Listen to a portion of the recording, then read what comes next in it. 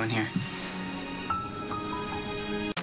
I brought Elizabeth some flowers. I ran into the nanny outside. She was taking the kids to Windermere. Said I could let myself in as long as I locked up.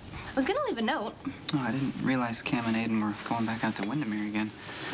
Elizabeth probably forgot to tell you. Grief makes people forgetful. When I lost Georgie, I was a total wreck. Anyway, I wanted to thank you and Elizabeth again for choosing to donate Jake's organs. Flowers were the least I could do. How are you doing, by the way? You spending a lot of time around here? No, not much. I've been mostly working. Working helps. Yeah, sort of. I know I should probably be more present with Elizabeth. I can't stand to see the pain in her eyes, you know? Also, I don't want to face the possibility of her blaming me for Jake's death.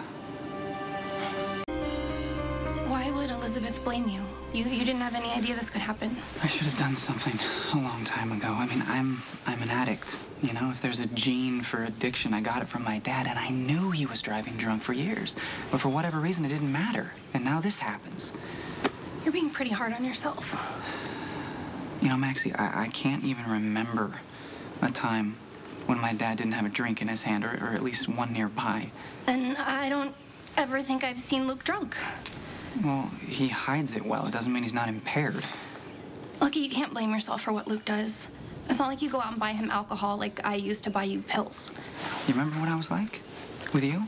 How I would rationalize everything and justify, and I refused to accept what was right in front of me. That's exactly what my dad's doing right now, exactly. You cannot blame yourself for what other people do.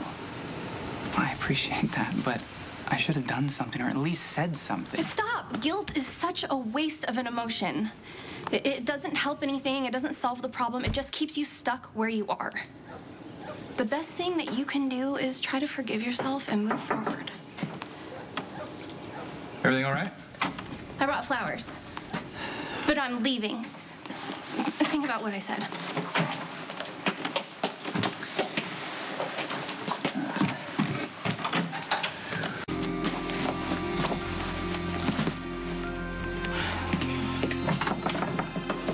Come in.